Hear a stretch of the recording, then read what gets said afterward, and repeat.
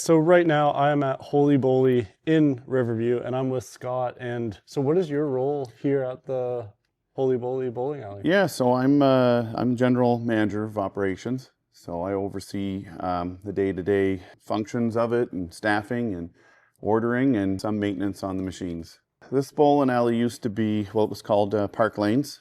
It was located on Pine Glen Road in the same building where Five Bridges is now. In the mid-'80s, they built this location and moved all the machines and lanes down from there to what you see here now. So a lot of the machinery out back are 1950s. You can't find parts for them anymore. Some parts you can get machined if you can source out a good machinist and mock up the exact same parts, but you can't go to Home Depot and pick what you need on a shelf. It's impossible. These would be all original. These would be in the 50s, if not earlier. Each section of wood is nailed together. This probably weighs 2,000 pounds full. So when they did the renos, they dropped these in with a crane. So everything had to be dropped in, leveled, and matched up perfectly. During COVID, a lot of businesses shut their doors. Unfortunately, I think this one just had a hard time. So we came in when it was on the market and took a look and put our heads together, and we figured we could come up with a good plan to kind of give it a facelift and more of a retro-y new age style of bowling. Myself and Jeff, the other owner, he helped. We did all the renovations in here, gutting it. We took out, I think, 40 huge dumpster loads from Faro of stuff. So there was a lot of stuff collected over the years, and we cleaned it up, and this is what it is here now. So we're quite happy with the outcome. So yeah, here we have a bar top, which is actually a lane from a bowling alley. Supposedly it came out of North Boston, and it's one of the original bowling lanes that they used to have back in the early 30s that they had some world championship bowlers bowl on. So we got our hands on that and we made a bar top out of it. We're pretty proud of this. And for those of you that may know the 90s a little bit, you got some old shoes here, but what more interesting is our setup, our display case that we have here. If you come back and you look at it, I think everybody once upon a time has stepped up to this display case at one point in time and bought either a CD player or a DVD player from Future Shop. So we found this at an auction house and hauled this back from Halifax. You'd have your shelves here with your stereo and your amps and all that. And we just cut out all this and put our shoes in here for a shoe section. When we did renos, we found a bunch of old trophies. So we found these and we've kind of reused them. Some of the plaques are still dated back in the 80s, but we've put our new badges on them for our bowling leagues that we have. So we've reused all these old trophies, which is kind of unique. And that's the original sign? That's the original sign, yeah, behind that, Park Lanes. It was out front on the building. So we kept that to hang it up for respect of the building and what it stands for. And in here is our arcade room. This used to be a birthday room, I guess. They had birthday parties in.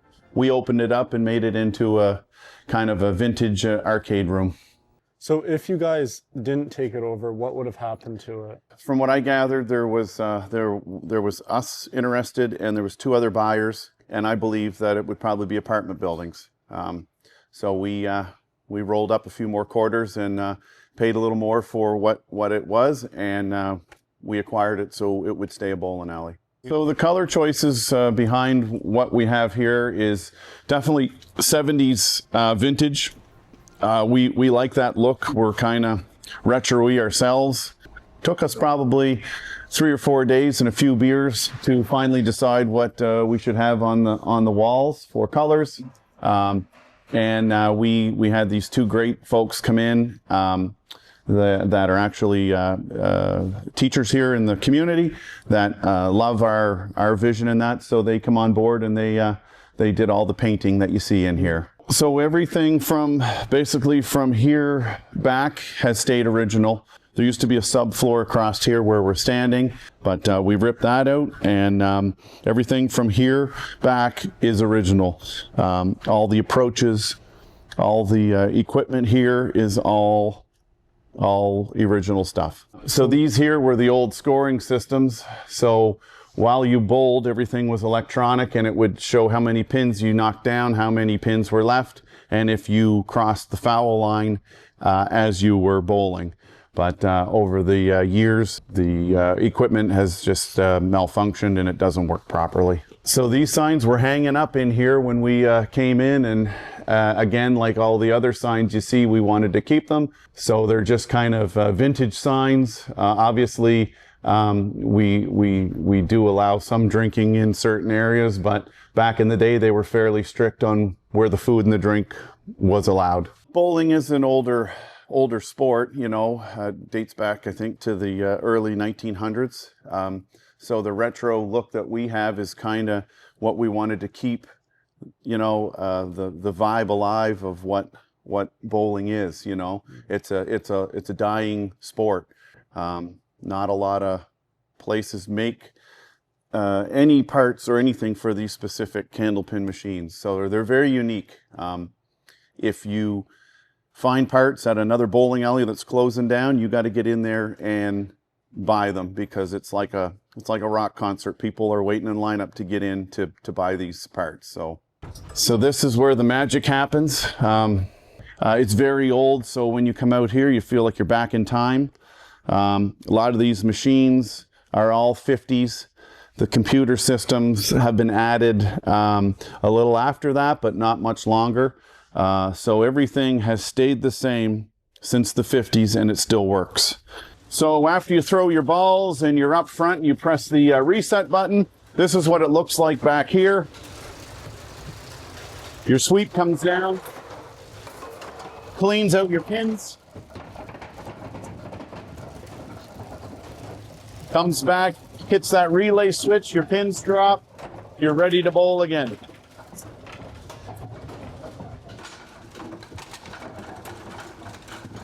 Everything they have here is specifically designed, from the pulley here to the pulley there to that pulley. If you put a bigger pulley on either one of them, the machine doesn't work the way it should. Mm-hmm. Everything is synced accordingly to how the system that they created needs to work. Maintenance on these, a lot of greasing all the moving parts, making sure your belts are where they should be, cleaning the tables, cleaning the lanes out front. These lanes get cleaned 3 times a week. We come back here and scrub the plates and the tables. We grease all the little fittings. The electric motors, they're always running, so we've had to replace quite a few of those. It's an ongoing job. The maintenance. It's what keeps the bowling alley alive, is the maintenance of the machines. So the candlepin bowling is only found in the Atlantic provinces and northern U.S., so Maine and Massachusetts. So New Brunswick, PEI, Nova Scotia, and Newfoundland are all candlepin. As soon as you drive into Quebec, you're probably going to come across 5-pin, 10-pin, but with different bigger balls and different pins. So you can always tell a tourist when they walk through these doors and their mouth is, their jaw hangs open and they don't know what this is. I always say, what part of Canada are you from? And they get a chuckle. They've just never seen this. They're used to the big balls.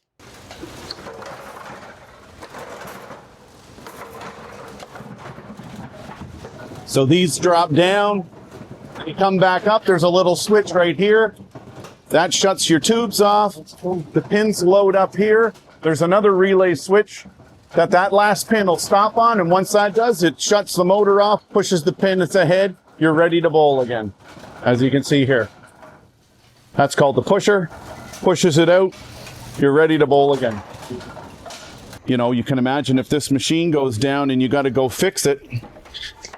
You go in here, people are bowling on both sides of you. It's loud and it's a little intimidating. Some of the mechanics I've talked to before have actually got hit by balls when they're down there working, because sometimes people don't see them. When you come out back here while the bowling alley is working, It's like a shooting gallery. Yeah. Balls fly everywhere. So you can see all the holes in the backdrop here. Balls just come up, and yeah, it's a little intimidating. These are what makes the lanes communicate with the reset button up front, and all the parts that work here with the tubes dropping down, the sweep going, the pin elevator, the table in the back. Everything comes through here and operates. When we took this over, we knew a lot about beer. We knew nothing about bowling. Yeah. It was all Greek to us. We were able to find somebody who had worked in bowling alleys before.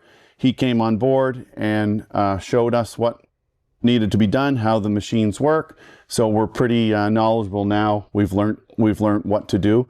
And a lot of the other bowling alleys around, they're good to give you input on different things. If something happened and you're not able to fix it, they're pretty good. So it took us roughly 10 months to get to where we are here now. When you walked in, there was a huge wall right here to our left, followed by a small little canteen slash shoe section.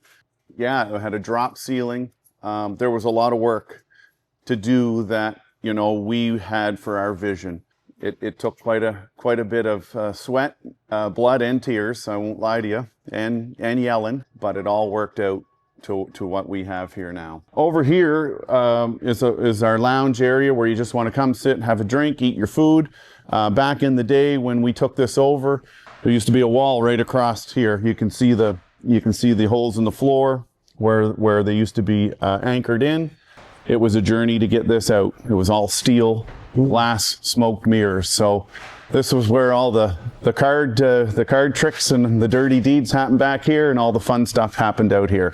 And you were only licensed from here back. You weren't licensed out front. Okay. So we opened it up and made it more freely, so you can move around and take your drink wherever you want. Yeah. Folks come in, they do speeches, they do, we've had bands come in and play. Yeah, we wanted just to have an entertainment area. Here's the old sign for the lounge that was up there. We saved everything. It was hard to do because they are quite big, they're old. This sign was very brittle, with all outside, so they were all weathered. So yeah, we were very careful. I got professional crews to come in to help me take the signs off the building and relocate them in here. We've saved a church in Alma, where our brewery is. We've moved up here. We've saved the Chocolate River Station in where the beer hall is. It used to be the old fire department. And now we've saved the bowling alley. So we're kind of, faithful saviors, if you want to call us that. We appreciate historic buildings and what they stand for. So for us to come in here and save this and keep it the way it was a dream of ours. So we're pretty proud. So we've added a kitchen in here for more service. We have a variety of different foods available 7 days a week. The kitchen's called Pepe's. So this is named after Jeff and Pete's grandfather. He was a cook. I came here as a kid bowling. I think everybody that you've talked to probably walked through these doors and had a birthday party over in the corner or had some type of gathering. So it's an important staple point in the community for whether it's birthday parties or graduations or retirements. People come here or just to socialize and have a drink. It's a landmark. They look forward to coming here. People come here in the wintertime around Christmas. They rent the whole place out for private parties. Some of them drink, some of them bowl, some of them eat. So it's a variety of different things under one roof. We have quite a collection of our bourbons on the far wall there too. All the things you see in here are all handmade, mostly locally. Like I said, from the table bar tops to the tables to the liquor rails, they were made by a local welding shop. So we try to get the community involved with hands-on building here too. Everything that we source here is local, from our electricians, plumbers, to snow plows outside. It's all local. We're not going anywhere. We're proud to be here. We've established 2 businesses here in Riverview. This is where our home is as a business. We appreciate the customers, the people of Riverview and the greater Moncton area supporting us. So as long as we have the support, we'll be here.